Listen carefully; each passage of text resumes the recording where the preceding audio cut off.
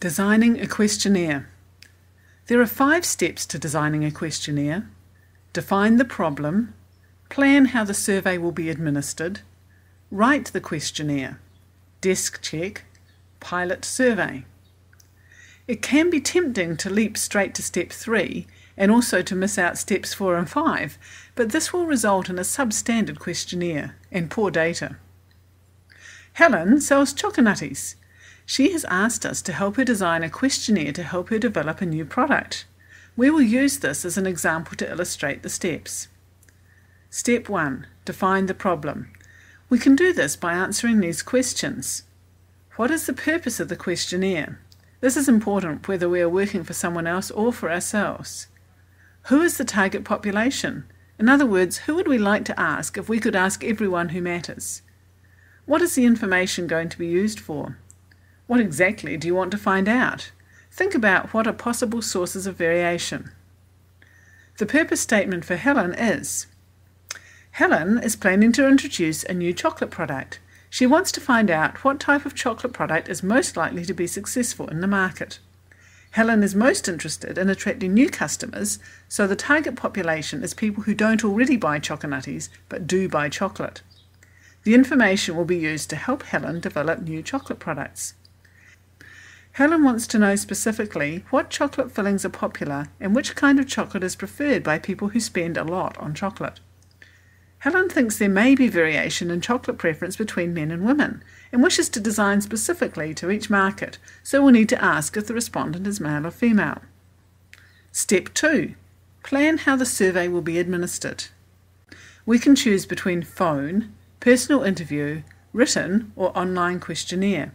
These methods each have different advantages and disadvantages. The method of administration affects the types of questions that can be asked. For her budget, and because Helen wants to reach more than just current customers, Helen wants to use an online survey method. This will make creating the questionnaire and doing the analysis much easier. Step 3. Write the questionnaire. Take each of the things you want to find out about and write a question for it. There are many potential pitfalls in writing questions. These are covered in another video, Writing Good Questions. Questionnaire structure is important. A good questionnaire should be interesting, easy to answer, and respectful. An informative title, clear introduction, and interesting, well-organized questions help the respondent to keep answering. The introduction needs to explain why the data is being collected and for whom. This should also explain about confidentiality of the responses. Interesting questions near the beginning help capture the attention of the respondent, and a variety of question types can help maintain interest. The demographic questions, like age, income and gender, should be left to the end. Clear instructions and sensible grouping of questions by type or topic make the questionnaire easier to answer.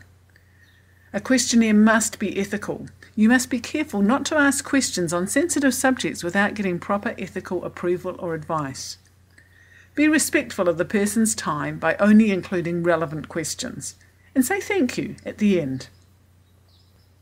Step 4. Desk check.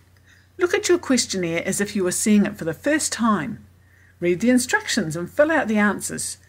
See what could be confusing. Make sure your spelling and grammar are correct. Go through the list of things you wanted to find out and put ticks next to the questions that provide that data. Look closely at any questions with no tick and decide if they need to be in the questionnaire.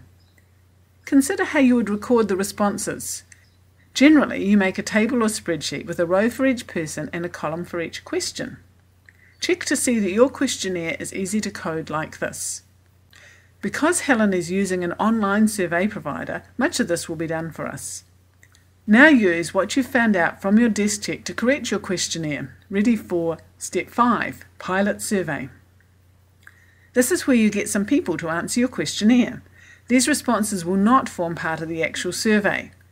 Watch while they fill out the questionnaire. Note anything that seems confusing to them. Look at what the people have written. Ask them if they found any of it confusing, boring, or annoying. Thank them. If you've done a large pilot survey, you could do a quick analysis of the data.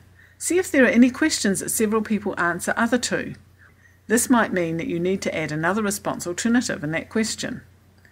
Use what you found out from the pilot survey to make changes to your questionnaire. If you make lots of changes, do another desk check and possibly another pilot survey. You want your questionnaire to be good. If you follow these steps, you should end up with a high-quality questionnaire ready for administering, which will result in better data. This video was brought to you by Statistics Learning Centre. Visit our website for more resources to help you learn.